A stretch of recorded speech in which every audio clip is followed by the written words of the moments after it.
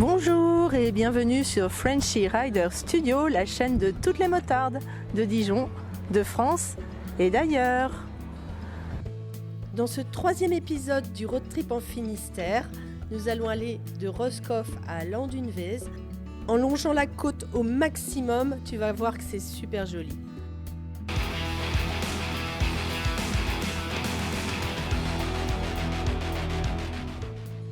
Mon logo te plaît? Un lot de 2 stickers 75 et 50 mm est disponible et je te mets le lien en description.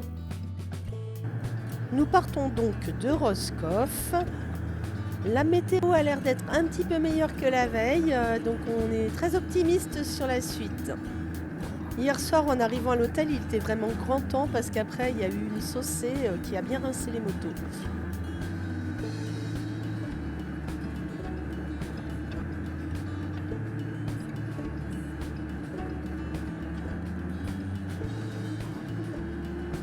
Je te laisse découvrir la plage du Pouldu à marée basse. Elle est assez longue.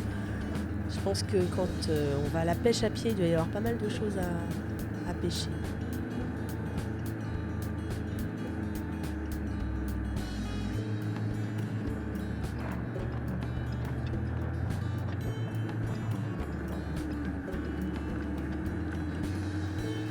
Ah, voilà Flora. On laisse passer un piéton et on continue. Alors pendant la vidéo, par moment, tu vas voir qu'il y a un petit fil blanc qui apparaît. Ne m'en veux pas, c'était le chargeur de ma caméra et maintenant j'ai trouvé un autre moyen. Donc merci pour ton indulgence à ce sujet. On commence par une petite pause là, le long de la plage qu'on voit pas très bien avec la dune parce qu'il faut qu'on mette au point nos intercoms. Tout fonctionne, c'est parti.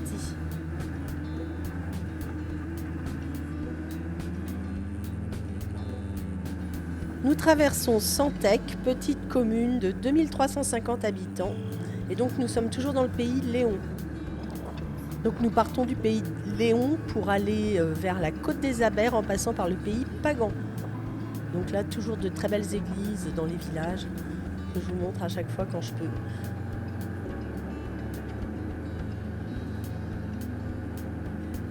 Ça fait pas très longtemps que là nous sommes partis de Roscoff. Mais nous allons faire une halte dans quelques minutes à Moguériec. Moguériec fait partie de Sibiril et c'était le premier port langoustier du Finistère jusque dans les années 60. Aujourd'hui, les caseilleurs et les fileyeurs pêchent les tourteaux, les araignées et les rougets. Et en juillet-août, on peut traverser pour aller vers l'île de Bas. Alors, qu'est-ce qu'on va faire à Moguériec, me diras-tu? Eh ben, on va aller voir Tito. Alors Tito, c'est un personnage haut en couleur qui tient le petit jambard et je te laisse découvrir l'endroit. C'est vraiment une étape incontournable si tu veux passer un bon moment. Il y a souvent des concerts sympas et même tu peux louer une chambre pour la nuit et même les groupes de motards peuvent réserver pour plusieurs personnes et tout, ça le fait très bien. On ne pouvait pas être dans le coin et ne pas s'arrêter voir Tito que je connais déjà depuis un bout de temps.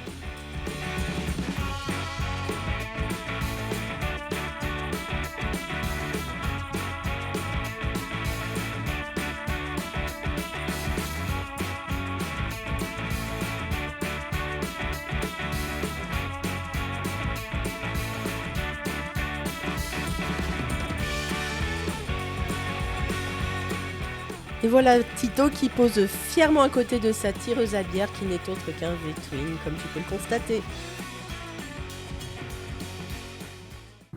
Le temps de boire un petit café, nous repartons avec un ciel de plus en plus bleu. Donc ça c'est super sympa et on passe par Plonéo-Brignogan-Plage. Nous arrivons donc en pays Pagan qui va de Goulvin à Plouguerneau. Donc Brignogan, c'est une station balnéaire de la Côte des Légendes, connu pour le phare de Pontusval, qui est le plus photographié d'Europe. Il y a un peu moins de 2000 habitants.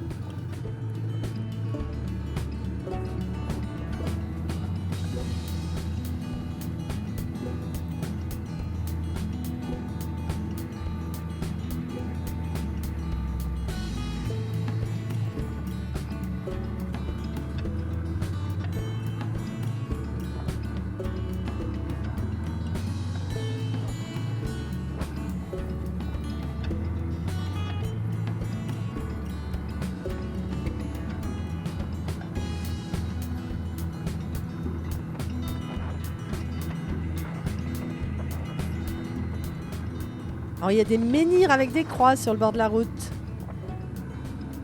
Mais il n'y a pas que ça, il y a aussi des plages vraiment magnifiques avec une eau cristalline. Et à marée basse, il y a plein de rochers qui sont découverts.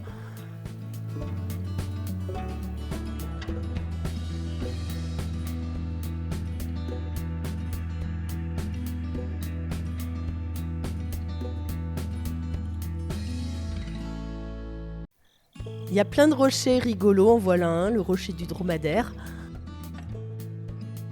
Pas de baignade pour nous aujourd'hui, mais même si l'eau est un peu fraîche, c'est super agréable quand on est en été d'aller se baigner. Faut juste prendre son temps pour rentrer dans l'eau quand même. À Kerlouan, nous nous dirigeons vers Ménéam. Ménéam en breton, ça veut dire le hameau, derrière le mont. Il y a un corps de garde qui est érigé entre les rochers depuis 1756. Et il y a un village qui a été créé au 19e siècle qui était peuplé de douaniers et de pêcheurs. Donc ce village a été complètement restauré. On y trouve des boutiques, on peut s'y restaurer. Enfin, c'est une étape incontournable sur la côte.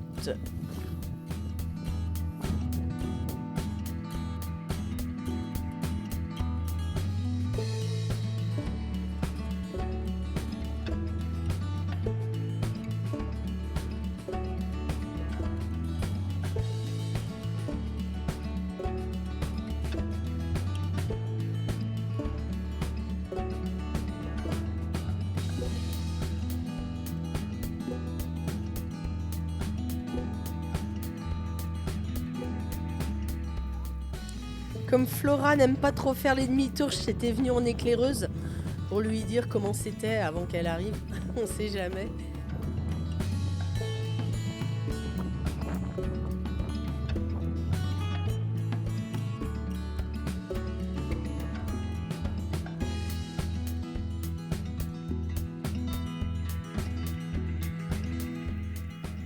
Alors voici le corps de garde dont je parlais, qui a été érigé entre deux rochers en 1556. Flora a réussi à passer, mais moi c'était pas top. Donc j'ai fait le tour du rocher pour la rejoindre. Voici les chaumières de Ménéam.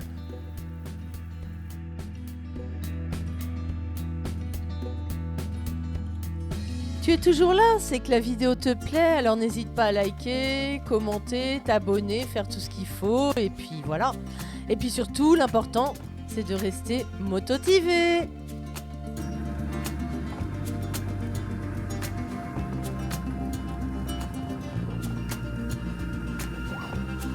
Et encore un demi-tour pour Flora. Bon après, c'est vrai qu'il y avait un peu de sable par terre et tout, faut faire gaffe, quoi.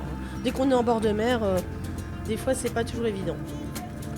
D'autant qu'il y a des voies sans issue un peu partout, vu qu'on est sur la côte et qu'on se retrouve souvent à faire des demi-tours.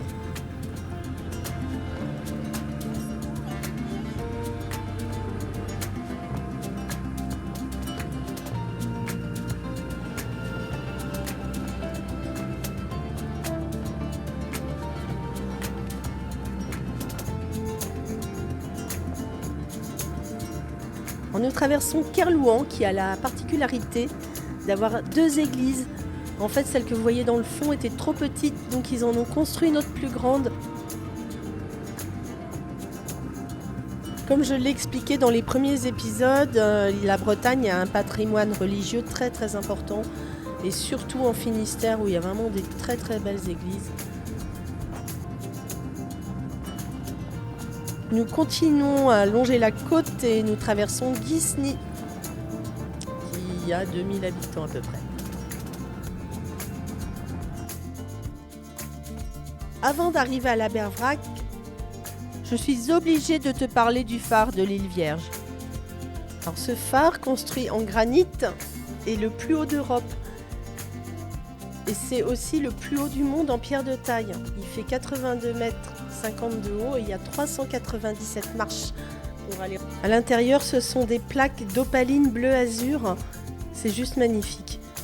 Alors, il a été construit de 1897 à 1902 et il y a eu un gardien jusqu'en 2010. Puis après, il a été automatisé et on voit sa lumière jusqu'à près de 50 km à la ronde.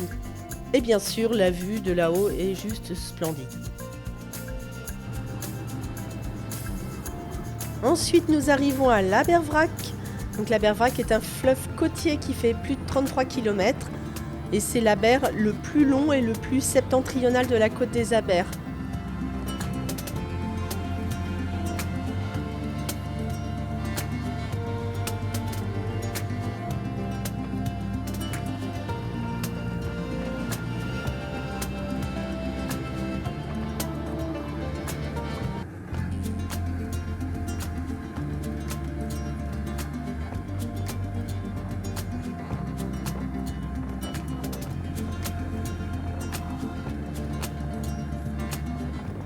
Alors comme tu peux le constater, à chaque virage, il y a un panorama différent, avec une vue à couper le souffle. On en prend vraiment plein les yeux.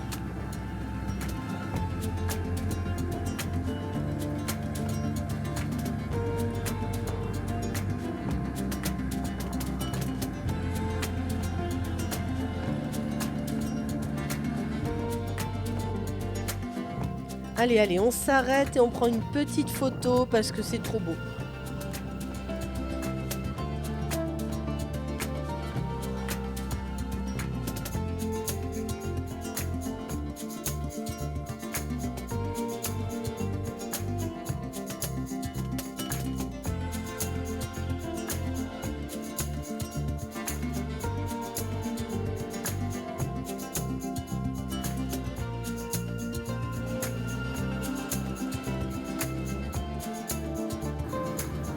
Donc Landéda, qui est dans le pays des Abers, a plus de 3500 habitants. Cette commune, comme l'Anilis, que l'on va voir après, est une avancée entre la mer d'Iroise et la Manche et elle a la particularité d'être entre l'Abervrac et l'Aberbenois. L'Anilis compte presque 5500 habitants.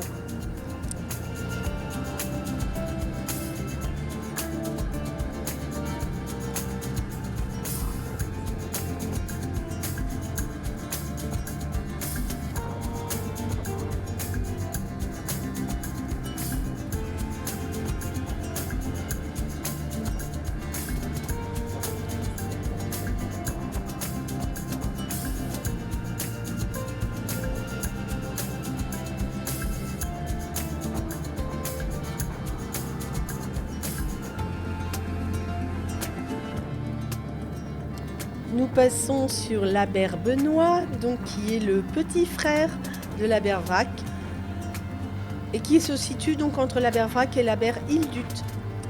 Donc l'Aberbenois tient son nom d'une mauvaise traduction du breton.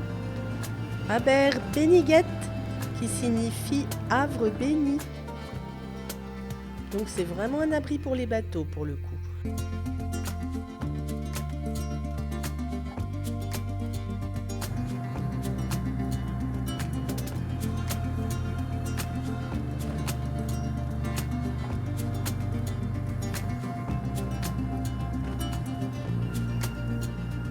Donc nous longeons l'Aberbenois pour rejoindre Lampol-Ploudalmézeau, petite commune d'un peu plus de 800 habitants.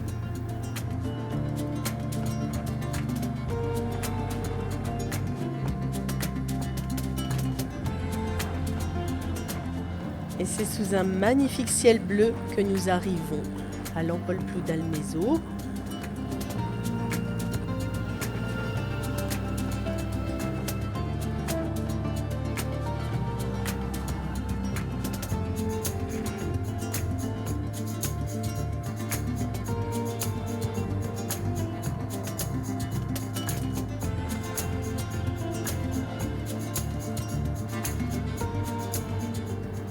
Nous longeons la côte pour rejoindre le petit port de Port-Salle, qui est un village côtier qui fait partie de Ploudalmézeau et qui est au bord de la mer d'Iroise.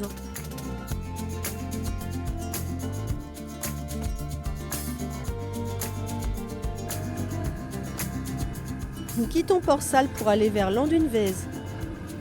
Et c'est ici que s'arrête cet épisode. Dans le prochain, nous irons de Landunvez à Landévennec dans la presqu'île de Crozon.